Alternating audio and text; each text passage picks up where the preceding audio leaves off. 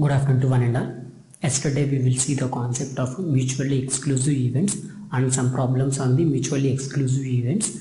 Now let's see some events that will be the simple event. Simple event means an event in a trial that cannot be further split. This simple event is also said to be the elementary event. The perfect example for this simple event be the coin. If you tossing a coin, the final output will may be head or tail, and both will not be happen simultaneously, as both head and both tail will not be happen. This will be the perfect example for the simple event. And next we will see the sample space.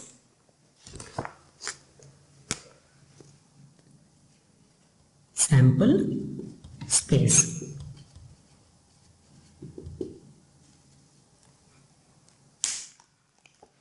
What is meant by sample space?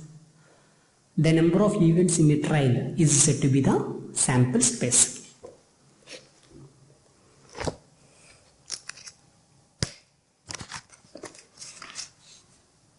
Set of all possible outcomes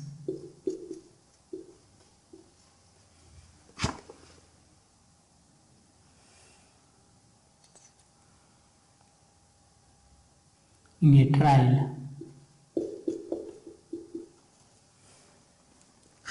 is called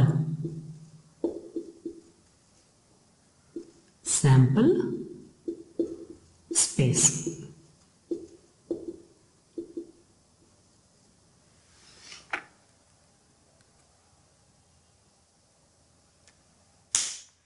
In the another way, if you want to take the total number of outcomes in an event of an experiment is said to be the sample space. That means you simply, if you take in the Venn diagram point of view, this will be the sample space and this will be the event E, and here in this event E, whole experiment will be done in the event E by means of this sample space. The best example for the sample space, if you toss a coin, what will be the chances of probability for the sample space? For one coin, head or tail, right? For one coin. Similarly, if you take two coins, what will be the sample space? The sample space will be the whether it may be head or head tail head, and next tail.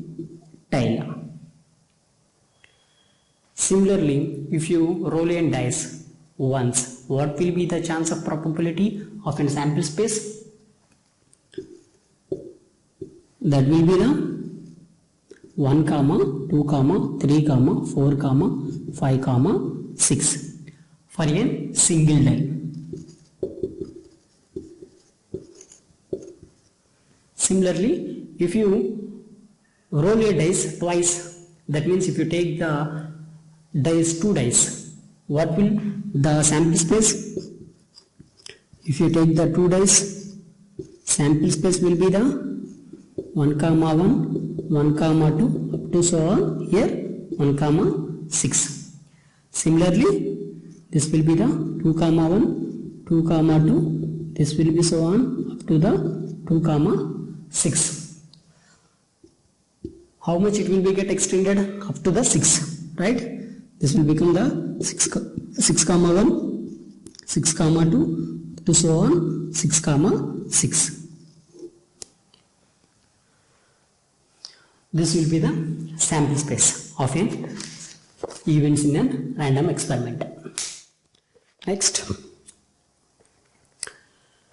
You already know, you can clearly observe from this Venn diagram, E will be the subset of S, right? The main key point in this sample space, that will be the E be the subset of S.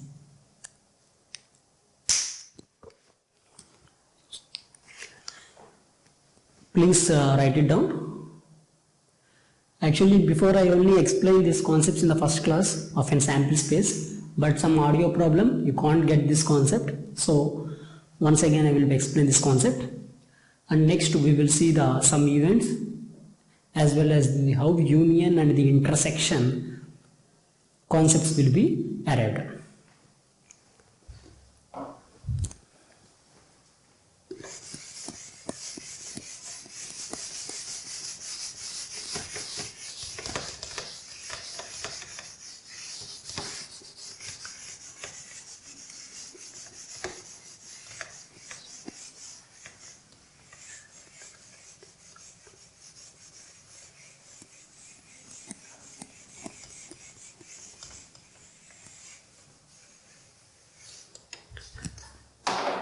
Next, put the side heading, that will be the events.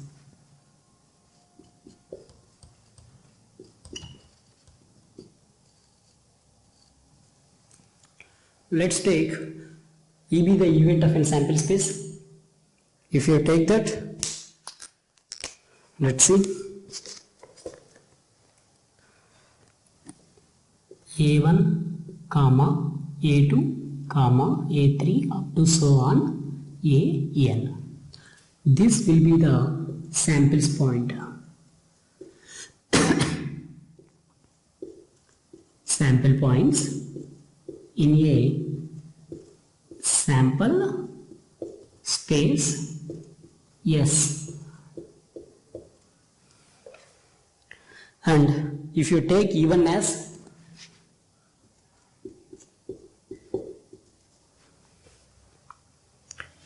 A1, comma, A8, comma, A3. This will be the E1. Similarly, if I take the E2,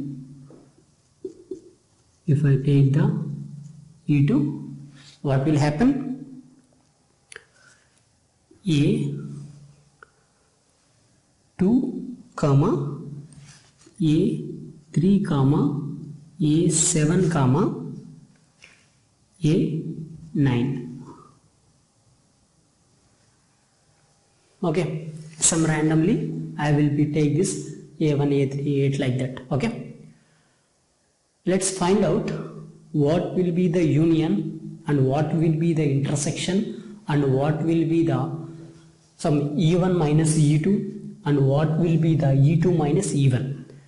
We can find out these things in this lecture. Then this concept has to be used in whenever you have solved the theorems. These concepts will play a crucial role, right? For example, if I want to solve E1 union E2, how I can solve this E1 union E2? Just simply write this E1 values and E2 values combinedly. Then it will become the E1 union E2. This will become the A1, comma, A2, comma, A3, comma, A7, comma, A8, comma, A9. This will be the E1 union E2, and hence you have to write this E1 union E2 will be this will be the main point. You have to remember this. E1 occurs if E1 occurs or E2 occurs OR both have the chance to occur. Put it some head marks, both. Similarly, if you want to solve E1 intersection E2, what will happen? Second case, that will be the E1 intersection E2. Here, if you take the common part for the E1 intersection E2, what will happen? That will be the A3, right? Here we have only A3 will be common from E1 and E2. Only this will be common. Hence the answer will be the A3.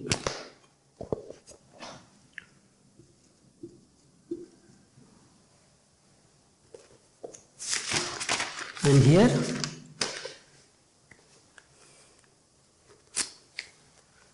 E1 intersection E2, that will be stands for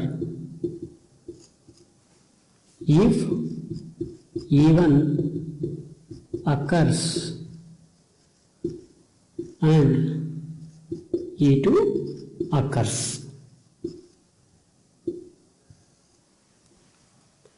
You already know from your 10th standard and the 12th standard mathematics this intersection and the union very well. Now let's see another important, that will be this will be important for your theorems point of view. You already know this first and second intersection and union, that will be the E1 minus E2. What will happen? You can't directly solve this E1 minus E2. There will be some formula in terms of union and the intersection. This is also you can solve, but you can use it that union and the intersection formula. That will be very easy for you. Let's see, E1 minus E2 means formula E1 is equal to E1 minus E1 intersection E2. Here you already know what is meant by E1. E1 be the A1 comma A8 comma A3 minus E1 intersection E2 means you will get the A3, right? If you make the subtraction from E1 minus E2, this and this will get cancelled. What you will get the output? That will be the A1 comma A8. This will be your E1 minus E2.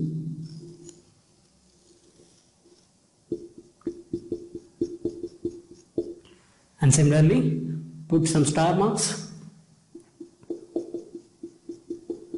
Here, what will happen to the E1 minus E2? What will happen to the E1 minus E2? If E1 occurs and E2 does not occur. Similarly, please solve that E2 minus E1. Here you can memorize this formula very much. Why? Because we can use this E1 is equal to E1 minus E1 intersection E2 in the theorems. When we solve the theorems, these proofs we can take it as an primary base. And next we will take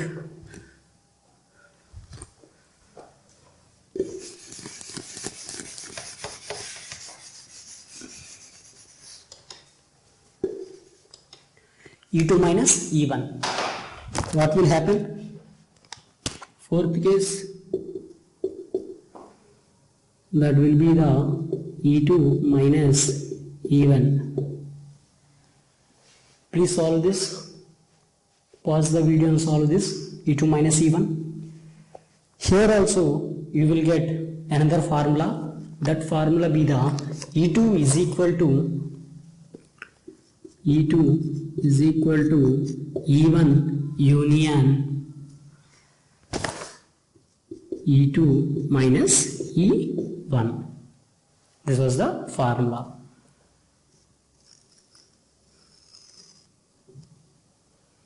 And here you can see E1 be the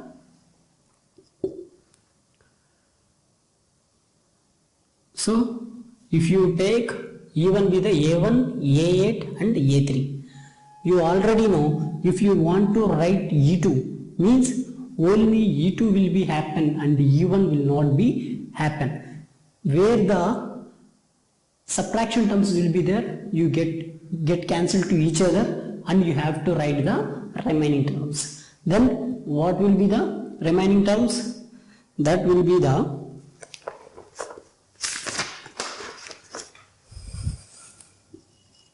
A2 comma A7 comma A9. Why? Because and A3 will get cancelled to each other. What will be the remaining terms in the E2? That will be the A2, A7 and A9.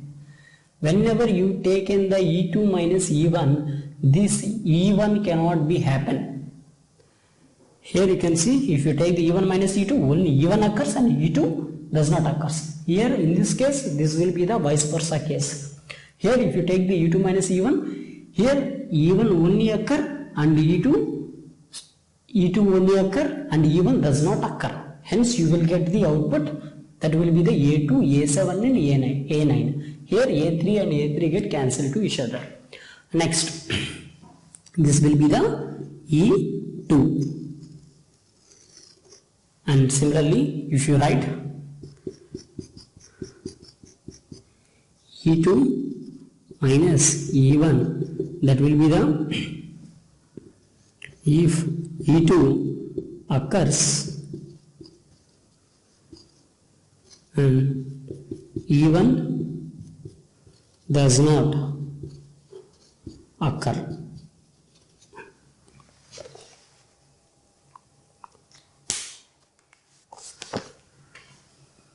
This will be the important formulas for your theorems. Here, first formula, second formula, and this union and the intersection you already very well know in the 10th and 12th standard, right?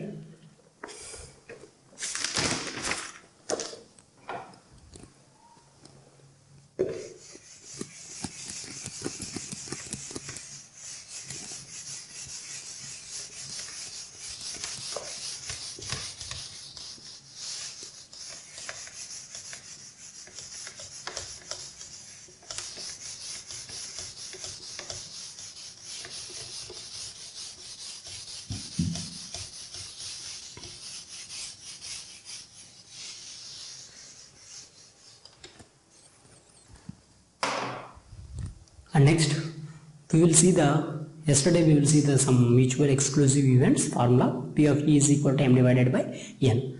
Now another formula also there. If you take the intersection, what will happen? Okay.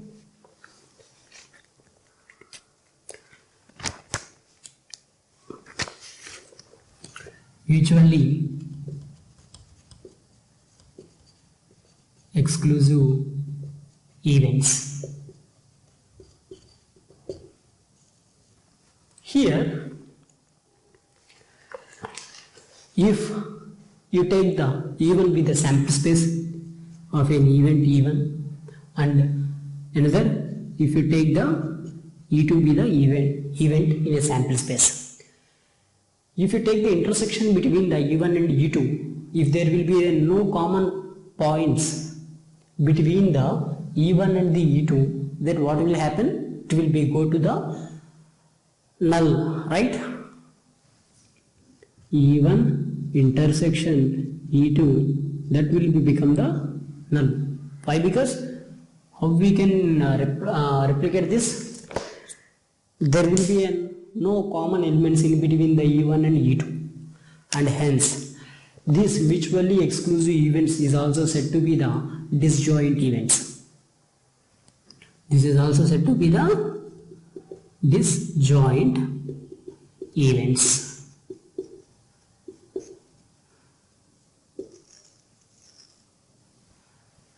This will be the important formula for your examination. And next we will see the complementary events.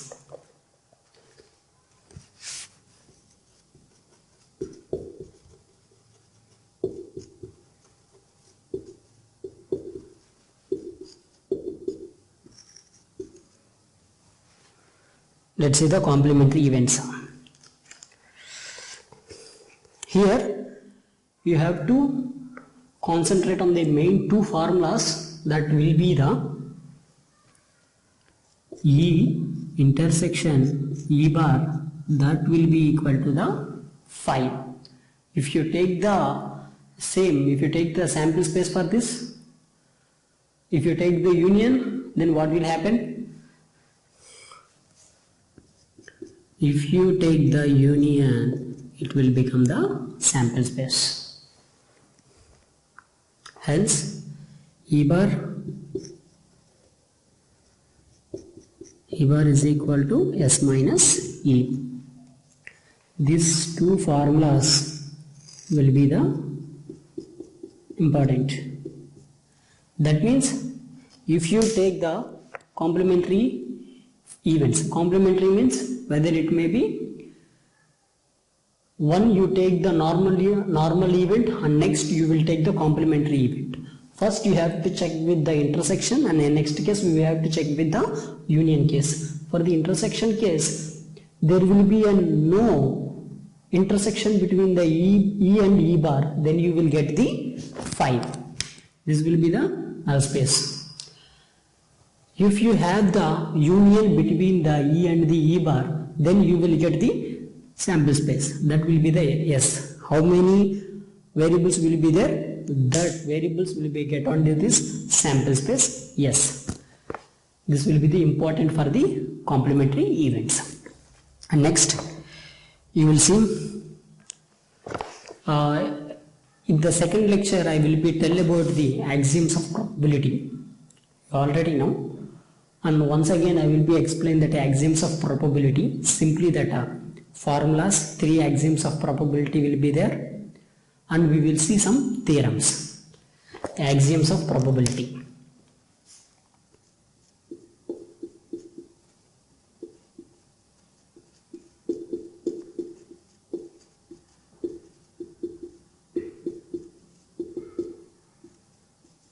What will be the axioms of probability? There will be 3 axioms will be there.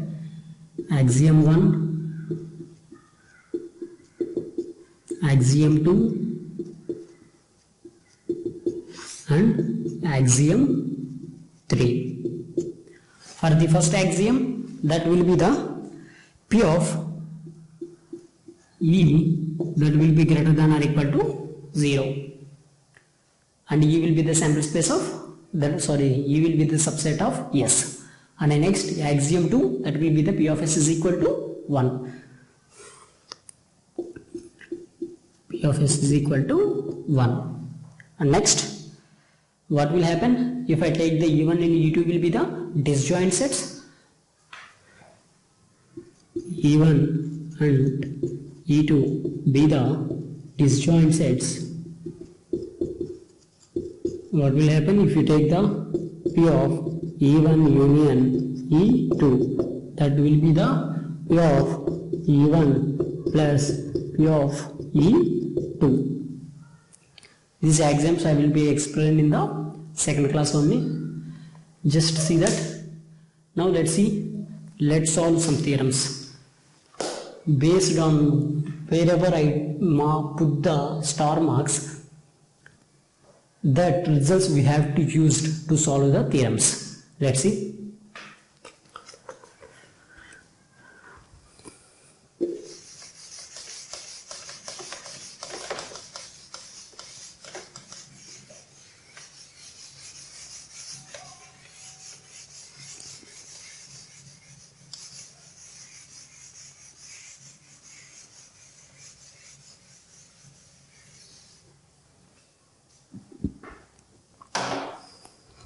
theorem.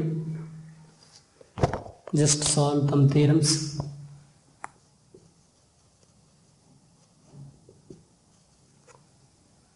In the next class we will solve all of the theorems. For this session I will just solve one theorem and we can conclude the session. Here, if the probability function defined by the power set of a sample space, then what they will be give? First, P is a probability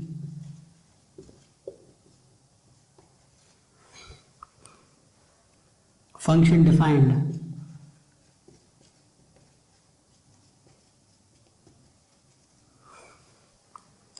on the power set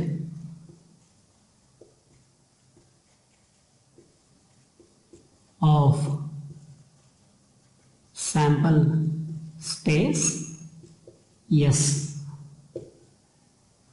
First, what they will be give? They will be given P of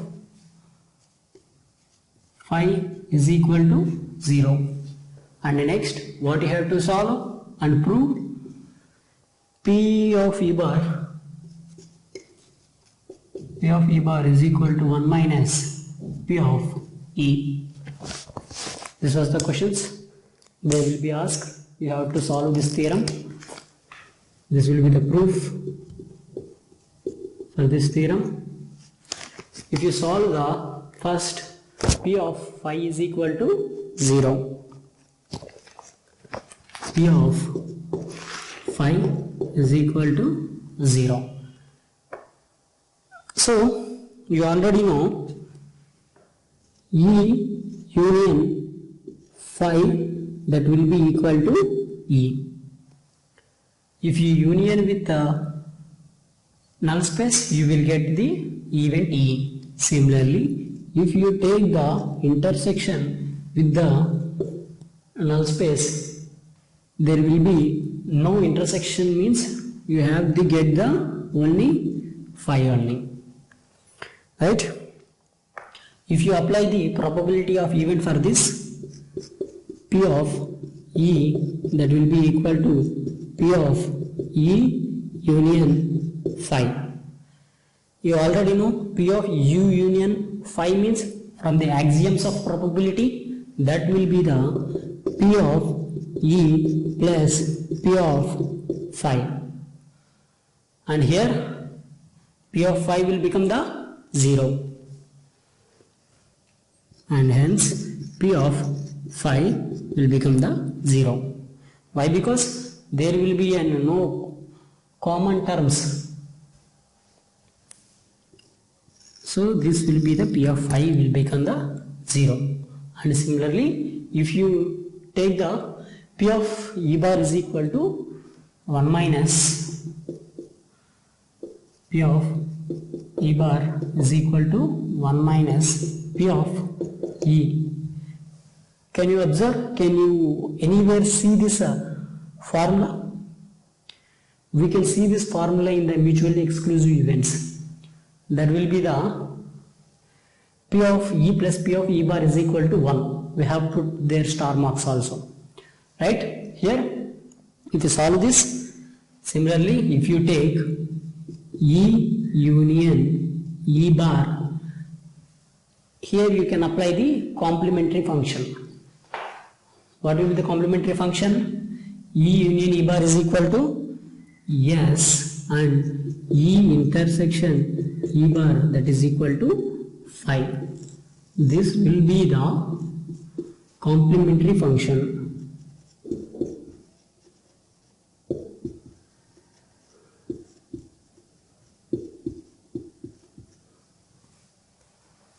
Let's see some probability.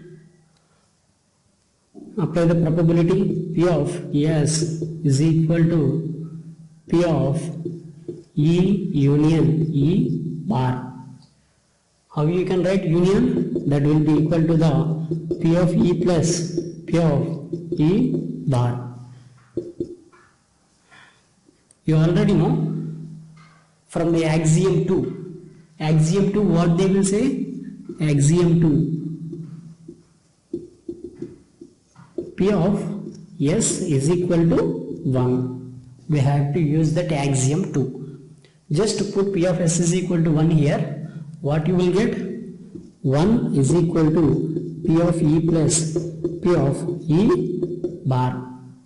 Here what they will be asked? P of E bar, right? Just put this P of E to the left hand side. What will become?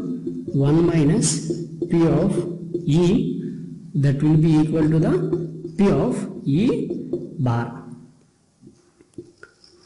This will be the proof for this theorem. P of phi is equal to 0 and P of E bar is equal to 1 minus P of E. Here you can observe this already we can see. Solved it, and this is also you can see in the complementary function, and use some axioms, and whatever in the next upcoming theorems you can see in the events you can solve some E2 minus E1 and E1 minus E2. We can use some formulas there. Also you can apply the furthermore in the theorems. In the next class we will try to complete all the theorems and as well as some problems. Thank you.